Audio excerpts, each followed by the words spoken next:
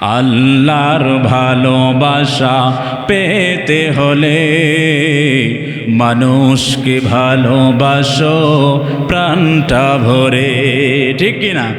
আল্লাহর ভালোবাসা পেতে হলে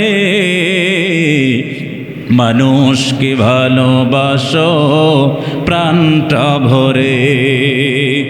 অবহেলা করো না কাউকে যেন, ধনী গরিব অসম করো না ভুলে। আল্লাহর ভালোবাসা পেতে হলে মানুষকে ভালোবাসো প্রাণটা ভরে। অবহেলা করো না কাউকে যেন, ধনী গরিব অসম করো না ভুলে। আল্লাহর ভালোবাসা পেতে হলে মানুষকে ভালোবাসো প্রাণটা খুলে। আল্লাযী খালাকাল মাউতা ওয়াল হায়াতা লিয়াবলুয়াকুম আইয়ুকুম আহসানু আমালা। আল্লাহ রাব্বুল আলামিন জানিয়ে দিলেন, বান্দারে আমি আল্লাহ তোমাদেরকে সৃষ্টি করেছি, আমি আল্লাহ তোমাদের মৃত্যু দিয়েছি, তোমাদের মৃত্যু দিব। হায়াত মৌত আমি আল্লাহ সৃষ্টি করেছি, হায়াত এবং মৌতের মাঝে আমি আল্লাহ তাআলা দেখতে চাই কে কত সুন্দর, কে কত ভালো আমল করতে পারে। তাহলে মুসলমান ভাইয়েরা, আমাদের সৃষ্টির লক্ষ্য উদ্দেশ্য আমরা বুঝতে পারলাম। আল্লাহ রাব্বুল আলামিন আমাদের সুন্দর ভালো আমল করার জন্য সৃষ্টি করেছেন। এই জন্য মুসলমান ভাই, আমাদের ভালো কাজ করতে হবে, ভালো আমল করতে হবে। ভালো আমল যদি করতে চাই, ভালো কাজ যদি করতে চাই, তাহলে সেই ভালো আমল ভালো কাজের শিক্ষা আমাদের গ্রহণ করতে হবে। আর সেই ভালো আমল ভালো কাজের শিক্ষা আমরা একটি জায়গায় পেতে পারি, সেটি হলো মাদ্রাসা। কথা বলেন ঠিক কিনা? এই মাদ্রাসায় অভিভাবকরা সন্তান দিয়েছেন, শিক্ষকরা পরিশ্রম করতেছেন সন্তানদেরকে কোরআনের শিক্ষায় সুশিক্ষিত করার জন্য, হাদিসের শিক্ষায় সুশিক্ষিত করার জন্য, একজন আদর্শবান সন্তান করার জন্য। এরকম অসংখ্য হাজার হাজার দিনের প্রতিষ্ঠান রয়েছে। মুসলমান ভাইয়েরারি, এই প্রতিষ্ঠানে আমরা ছাত্র দিব, এই প্রতিষ্ঠানে টাকা পয়সা দিব, শ্রম দিব, পরামর্শ দিব, সর্বদিক দিয়ে এই প্রতিষ্ঠানকে আমরা ভালোবাসবো, ভালোবেসে এই প্রতিষ্ঠান আমরা টিকে রাখবো। কথা বলেন ঠিক কিনা? একটা মাদ্রাসা ছিল, যেই মাদ্রাসায় অসংখ্য তলবে ইলম পড়াশোনা করত। মাদ্রাসার একজন কমিটির একজন মুরব্বী মাদ্রাসায় আসা যাওয়া করে, দেখাশোনা করে। মাদ্রাসায় এমন গ্রাম্য এলাকায় যেই মাদ্রাসার ছাত্ররা মানুষের বাড়ি বাড়ি খাবার খায়, গ্রামের ভিতরে গিয়ে মানুষের বাড়ি থেকে খাবার নিয়ে আসে, এমন একটি মাদ্রাসায় একজন মুরব্বী ছাত্রদের এই কষ্ট দেখে তার অন্তরে প্রচণ্ড ব্যথা, অন্তরটা ব্যথায় কাঁদে, অন্তর কাঁদে, ছাত্রদের কষ্টে অন্তর কাঁদে।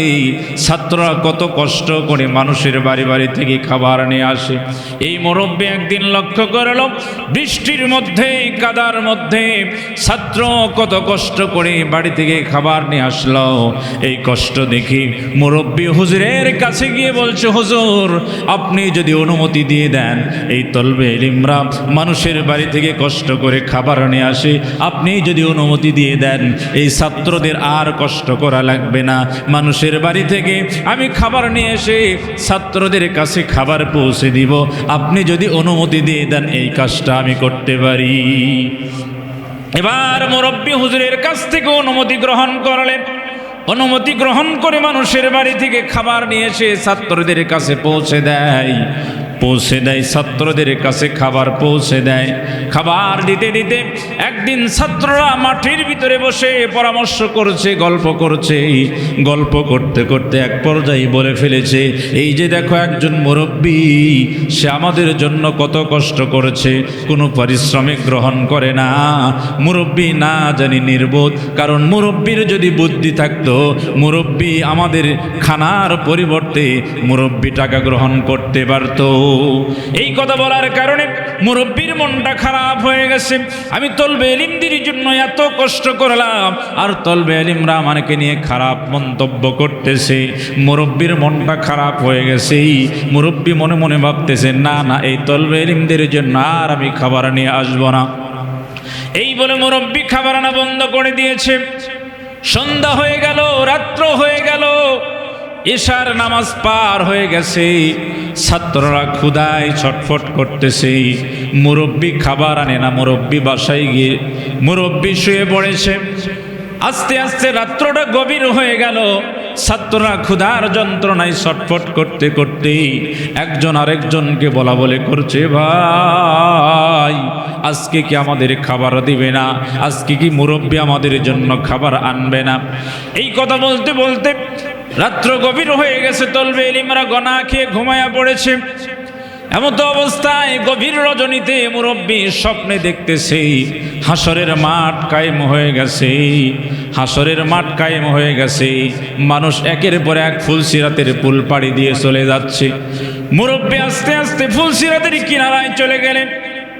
ফুলসিরাতের পুল পাড়ি দিবে, নিচে দাও দাও করে আগুন জ্বলছে। মুরব্বী মনে মনে ভাবছে, না না, এই পুল আমি পাড়ি দিতে পারবো না। মুরব্বী ফুলসিরাতের কিনারায় বসে আছে। এমতো অবস্থায় মুরব্বী দেখতে পেলেন, ওই যে তলবে ইলম যাদের জন্য মুরব্বী খাবার নিয়ে আসতো, ওই তলবে ইলমের দল ফুলসিরাতের পুল পাড়ি দেওয়ার জন্য আসতেছে। ফুলসিরাতের কিনারায় এসে দেখে মুরব্বীটা ফুলসিরাতের কিনারায় বসে আছে।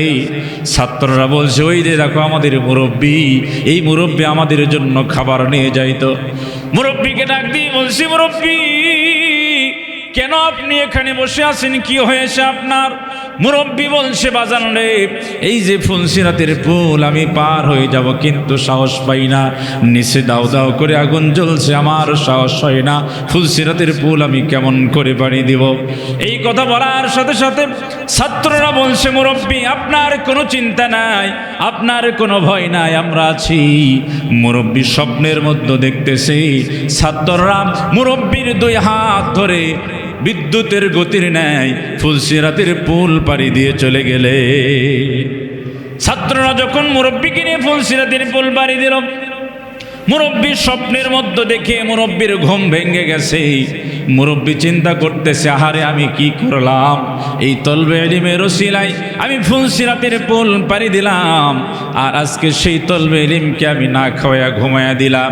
ওই গভীর রজনীতে উঠে মুরব্বী মাদ্রাসায় এসে মাদ্রাসা থেকে বাটি নিয়ে মানুষের বাড়ি বাড়ি গিয়ে, ছাত্রদের কাছ থেকে মানুষের বাড়ি বাড়ি গিয়ে বাড়ি বাড়ি থেকে খাবার গ্রহণ করে ছাত্রদের কাছে নিয়ে এসে গভীর রজনীতে ছাত্রদেরকে উঠাইয়া মুরব্বী খাবার খাওয়াইয়া দিলেন। তাহলে মুসলমান ভাইয়েরা, এই তলবে ইলমদেরকে আমাদেরকে ভালোবাসতে হবে। একজন মুসলমান আরেকজন মুসলমানের ভাই। শুধু তলবে ইলম নয়, তলবে ইলমকে ভালোবাসলে লাভ বেশি। শুধু তলবে ইলম নয়, আলিমদেরকে ভালোবাসতে হবে। মুসলমান হিসাবে আরেকজন মুসলমানকে ভালোবাসতে হবে। আমি মুসলমান হিসাবে যদি আরেকজন মুসলমানকে ভালোবাসতে পারি, আল্লাহ তাআলাও আমাকে ভালোবাসবেন। কথা বলেন ঠিক কিনা?